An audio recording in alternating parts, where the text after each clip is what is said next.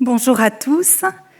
Tout d'abord, merci beaucoup au comité d'organisation de m'avoir sollicité. Je suis très heureuse d'être parmi vous aujourd'hui pour vous parler donc du dispositif La petite fille aux allumettes, quel mot pour quel chagrin, qui est un dispositif à l'attention des familles endeuillées.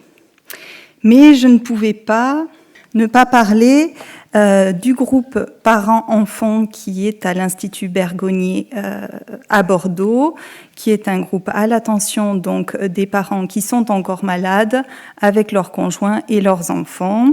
Je dirais donc juste quelques mots à ce propos. J'anime ce groupe avec un médecin et une infirmière puéricultrice. Il y a une infirmière qui est intervenue tout à l'heure dans les questions. Et c'est un groupe plutôt ouvert qui inclut des familles avec un parent en phase palliative de sa maladie. Il n'y a pas de film, mais j'ai trouvé vraiment très riche tout ce que vous avez présenté. Mais la mort, finalement, est abordée assez directement par les enfants. Et il y a une visite de l'hôpital dans une certaine confidentialité et un goûter. À côté de ça, à côté de ce groupe, il y a aussi des consultations familiales ou individuelles à l'attention des enfants. Donc je vais passer vraiment au dispositif La petite fille aux allumettes. Donc il y a un groupe à l'attention vraiment des enfants et un groupe à l'attention de leurs parents. Les groupes sont séparés, mais il y a de nombreux liens avant, pendant et après. Il y a des allers-retours de la part des enfants et de la part des parents entre les deux groupes. La spécificité de ce groupe est d'accueillir vraiment des très jeunes enfants c'est un groupe qui a lieu dans le même temps, mais qui est un groupe ouvert ici. Pendant un certain temps, ça a été un groupe fermé avec 5 séances. Et puis, on s'est rendu compte que ça ne correspondait pas forcément aux besoins ni des familles, ni des thérapeutes. Et c'était difficile pour les thérapeutes aussi. Donc, on a rendu le groupe ouvert. Les médias sont plutôt privilégiés pour les enfants, avec la pâte à modeler, les déguisements, les jeux, la peinture. Et la parole et les associations libres sont plutôt privilégiées pour les adultes. Il y a un goûter pour les deux groupes. C'est une initiative bordelaise qui est ouverte à la grande région. Le CLCC, donc le Centre de lutte contre le cancer, dans lequel je travaille, excusez-moi, je ne l'ai pas précisé, le centre hospitalier universitaire et d'autres structures sont investis, et l'OCIRP, qui est une caisse de prévoyance qui soutient particulièrement l'orphelinage, aide financièrement, notamment à la supervision. Nous sommes supervisés 1 fois par mois. Donc il y a 8 thérapeutes qui sont investis. Les étudiants sont vraiment observateurs et scripts et servent beaucoup à la supervision. Et puis récemment, nous avons ouvert un groupe à l'attention des adolescents et un groupe à l'attention des grands-parents, endeuillés donc eux de leurs propres enfants. Il s'agit de faire ces groupes dans un lieu qui est complètement neutre, qui n'est pas à l'hôpital, mais dans les locaux d'une équipe mobile de soins palliatifs au domicile. Alors juste pour préciser aussi dans le cadre de ce dispositif, pour les familles endeuillées, que je n'y participe plus, mais j'ai fait ma thèse sur ce dispositif et c'est à cette occasion-là que j'en parle. Alors, pour vous dire un petit peu mon parcours, je travaille dans une équipe mobile de soins palliatifs, donc dans un centre de lutte contre le cancer depuis 10 ans, et on sait qu'un patient sur 5 est en âge d'avoir de jeunes enfants et qu'un patient sur 5 atteint de cancer a une pathologie incurable, ce qui donne une proportion d'orphelins en lien avec le cancer importante. Quelles sont les conséquences pour l'enfant d'une perte aussi précoce ? Est-ce que les troubles sont plus importants et comment les prévenir ? Il existe à ce jour relativement peu d'études qui valorisent ou qui illustrent les troubles potentiels chez le jeune enfant. Alors, la spécificité du deuil chez le jeune enfant est justement qu'il y a peu de signes extériorisés, manifestes, et pourtant certains auteurs parlent d'états de désolation psychique majeure. C'est M. Michel Anus, dans les portraits d'enfants endeuillés, qui parle de cela. Les troubles sont plutôt mis en avant à l'adolescence et à l'âge adulte. avec des troubles notamment dépressifs plus importants, des troubles paniques, phobiques et délinquants plus importants que dans la population générale.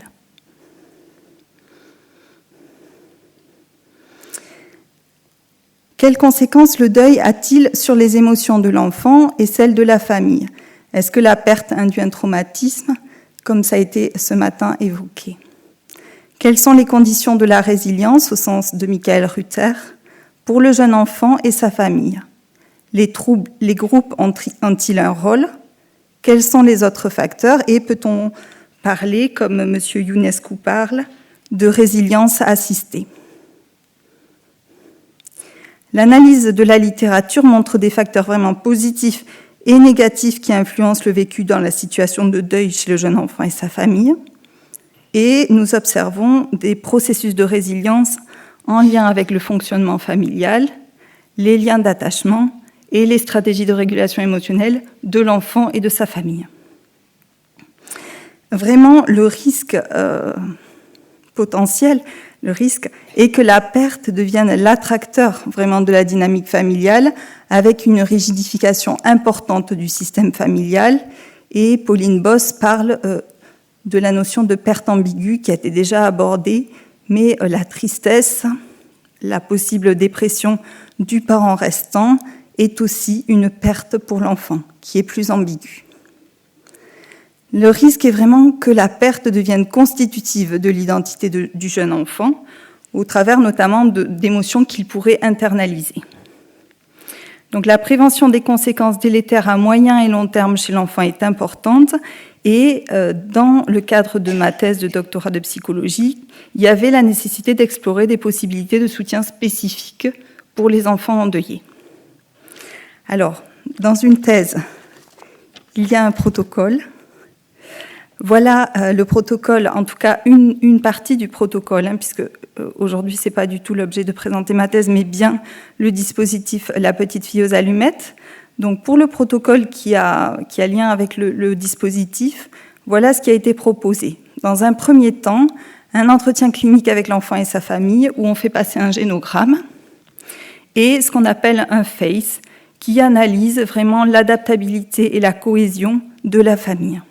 Et puis, dans ce premier temps, on fait passer une ERC à l'enfant qui évalue un petit peu ses stratégies de régulation émotionnelle. Dans le temps 2 à 16, tous les mois, on recueille les phrases, les discours et tout ce qui est non-verbal des groupes de parole avec les enfants endeuillés et on l'analyse par théorisation ancrée. Donc les groupes ont lieu tous les mois et on analyse aussi les groupes de parole avec les adultes endeuillés. Dans le cadre de ma thèse, il y a eu un temps 17 qui est proposé pour refaire le point sur les émotions de l'enfant et où on refait passer un ERC et où on compare en fait l'ERC de départ et l'ERC de fin pour voir s'il y a une évolution des stratégies de régulation émotionnelle de l'enfant. Et on l'analyse par ce qu'on appelle l'indice de changement fiable. Donc je vais vous illustrer par une petite vignette clinique la famille F. Madame F a 34 ans, elle est accompagnée de Théo, 4 ans, et Émilie, 2 ans. La mort du papa a eu lieu il y a 1 mois quand ils entrent dans le dispositif. Nous recevons en effet des familles endeuillées récemment. Ce papa est décédé lors de sa première hospitalisation en quelques semaines. Et nous l'avons accompagné, cette famille, pendant 11 mois. Quand je dis que ce sont des groupes ouverts, en effet, nous pouvons suivre les familles pendant plusieurs mois. À l'arrivée dans les groupes et à la passation du FACE pour cette famille, nous retrouvons plutôt une cohésion familiale équilibrée, avec un fonctionnement familial rigide selon les mesures du test. En effet, la maman a mis en place beaucoup de consignes, de règles à la maison, depuis la mort du papa. Le rapatriement du corps du père en Afrique a été mal vécu par la famille nucléaire, mais très bien vécu par la famille élargie qui était à l'origine de ce rapatriement du corps. et la maman est très en difficulté face à ses enfants, et notamment face à Théo. Alors Théo, justement, il y a une relation fusionnelle entre sa sœur et lui, et il y a des conflits avec une autre famille qui présente une configuration telle que ils ont perdu leur maman et ils sont aussi 2 enfants, avec une bonne entente des 2 parents. Il y a une défiance vis-à-vis des thérapeutes avec des comportements auto- et hétéro-agressifs. Donc auto-agressif vers lui et hétéro-agressif plutôt vers les thérapeutes, pas tellement vers les autres enfants. Il y a une centration, comme je vous le disais tout à l'heure, des problèmes sur Théo, de la part notamment de la maman, qui veut l'amener voir un pédopsychiatre, qui est absolument persuadée de troubles chez son fils.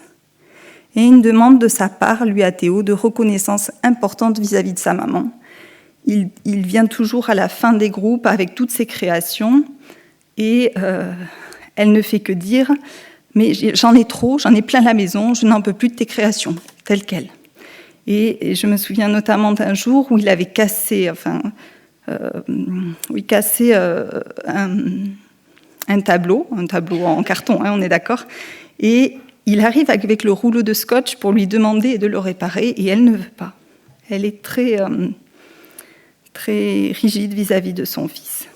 Peu à peu, Théo, au fur et à mesure de l'accompagnement, investit vraiment le coin doudou, il a 4 ans, et il fabrique peu à peu une fusée, puis un parachute que je vous ai mis là. Alors c'est de la pâte à modeler. Et autour de cette création de Théo, nous pouvons mobiliser beaucoup d'émotions, d'affects et de mots autour du départ de son papa. Je vais vous présenter un peu plus en détail Émilie, qui a un langage très élaboré. Elle a 2 ans. Hein. Elle dit d'entrée « Mon papa est noir, pas blanc ». Et il y a de nombreuses interrogations envers les autres enfants. « Et toi, qui sais que tu as perdu ? Et est-ce qu'il y a eu des points rouges sur le corps de ton papa ?» etc. Il y a beaucoup d'agressivité, elle aussi, envers les thérapeutes, où, du haut de ses 2 ans, elle arrive avec sa paire de ciseaux pour nous provoquer et pour nous mettre à mal. Et il y a des comportements aussi de mise en danger, avec notamment un jour une fenêtre qui était restée ouverte et où la petite fille a joué, je ne sais pas comment on peut dire ça, mais en tout cas était autour de cette fenêtre, avec une mise en mots importante autour de ça. Il y a beaucoup de jeux de cache-cache. Elle se cache notamment avec un petit garçon sous la table en disant « Coucou, mon papa est mort ». « Coucou », l'autre répond « Ma maman est morte ». Et ils élaborent autour de ça. Des dessins avec des messages secrets et des références aux excréments. Elle a 2 ans. Beaucoup de références aussi à la sorcière que je vous ai mis là, avec un papa qui serait protecteur de cette sorcière. Et toute une élaboration autour de ça. Alors je vais vous présenter maintenant quelques résultats autour du dispositif dans le cadre de ma thèse. Nous avons eu affaire à des familles avec des dynamiques très variables et des contextes culturels très divers qui ont vraiment enrichi, mais pas facilité, le travail d'analyse. Alors des dynamiques très variables dans leur fonctionnement et dans leur cohésion, vraiment, avec des familles très diverses. Les enfants qui ont des scores hauts de ce qu'on appelle régulation émotionnelle, avant le suivi, ont un attachement plutôt sécure avec leurs parents restants. Les enfants qui ont des scores hauts de dysrégulation émotionnelle ont un attachement plutôt évitant ou insécure avec leurs parents restants. On note que les liens d'attachement sont sécures avec le parent décédé, mais vous savez à quel point les liens sont idéalisés jusqu'à un certain âge, et à quel point la mort peut les rendre d'autant plus idéalisés. C'est à ce propos aussi que Marie-Frédérique Baquet nomme cette idéalisation du parent restant qui, pour l'enfant devenu adolescent, rencontre d'autant plus de difficultés à s'individualiser par rapport à tout ce contexte de deuil. Dans la suite des résultats, le RCI, c'est ce dont je vous ai parlé tout à l'heure, c'est l'indice de changement fiable. Il montre un changement significatif pour les scores de régulation émotionnelle entre le début et la fin du protocole. Donc les enfants améliorent bien leur régulation émotionnelle. Tous les enfants baissent leur sous-score de dysrégulation émotionnelle après l'accompagnement. Et donc là aussi, on se rend compte d'effets significatifs sur ce qu'on appelle les stratégies de régulation émotionnelle. Avec ce qu'on note aussi, un attachement sécure qui semble potentialiser les effets sur les stratégies de régulation émotionnelle. Je vous ai mis un petit schéma où vous voyez que dans le premier schéma, autant l'évolution de la régulation émotionnelle entre le temps 0, donc au début de l'accompagnement, et le temps 1 n'est pas très différent, pourtant il est significatif. Mais dans l'évolution de la dysrégulation émotionnelle, on voit déjà sur le schéma qu'il y a un changement significatif et que les enfants arrivent à baisser leur comportement en lien avec ce qu'on appelle la dysrégulation émotionnelle. Alors je voulais aussi vous dire quelques mots par rapport à l'analyse du discours ou à ce qu'on appelle la théorisation ancrée qu'on a relevée dans les groupes de parole. Donc je vous ai dit, on a analysé les groupes de parole des enfants et les groupes de parole des parents. Donc quelques mots sur les groupes des enfants. Oui, des enfants. On note que la destruction, elle est plus présente au fil de l'accompagnement. Et on note aussi que les affects de tristesse sont plus présents.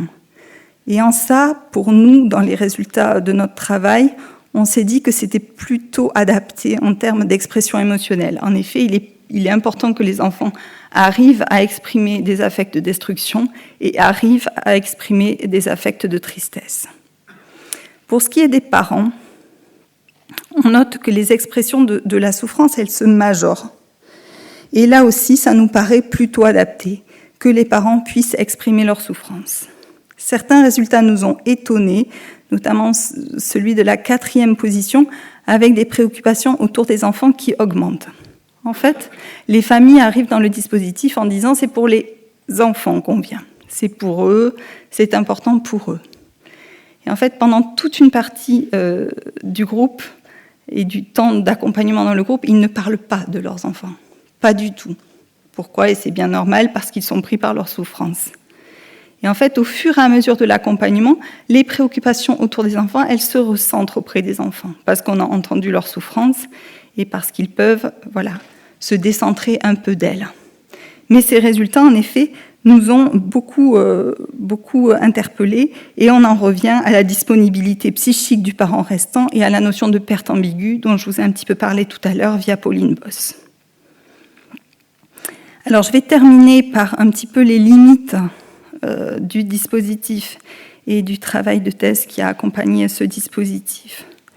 Alors, les limites, en tout cas, telles qu'elles ont été vécues dans mon travail de thèse, c'est la relation contre-transférentielle avec passer d'une position de clinicienne, où j'étais clinicienne déjà au sein de ce dispositif, à celle de chercheuse, où évidemment, il y a des enjeux qui changent. Il y a un biais d'observation, le fait d'observer un dispositif, en tout cas ici, l'a rendu peut-être plus rigide. Il y a aussi le fait de travailler sur le deuil qui peut rigidifier les choses. Dans les limites, et vous y êtes un petit peu venu tout à l'heure, il y a les modalités de l'alliance cothérapeutique et ses effets sur les enfants et les familles endeuillées. En effet, pour animer un groupe, il faut bien se connaître, bien s'entendre et bien travailler ensemble. Et puis, dans les limites, il y a aussi les aspects culturels, où je n'avais pas envisagé du tout de telles situations quand j'ai débuté mon travail. Et tout ça a été une richesse, mais aussi une difficulté, parce qu'on rencontre vraiment des réactions différentes vis-à-vis de la perte, selon les cultures. En conclusion, mon désir initial était d'identifier vraiment des facteurs de prévention des troubles et d'aider à la résilience des enfants endeuillés au travers de ce dispositif. Je m'aperçois qu'un accompagnement plus long est peut-être nécessaire, un dépistage des difficultés familiales et un suivi précoce sûrement pertinent, et aussi sûrement l'orientation vers une thérapie complémentaire. Tout ça pour vous dire que avant de faire ce travail, voilà, je pensais vraiment que le dispositif pouvait répondre à plein de choses. Aujourd'hui, je pense que c'est un des outils au parcours des familles endeuillées, et que évidemment c'est fait de plein de choses, ce parcours, et que évidemment le dispositif pour les familles endeuillées en est un. Je vous remercie beaucoup de votre attention, surtout en cette fin de journée.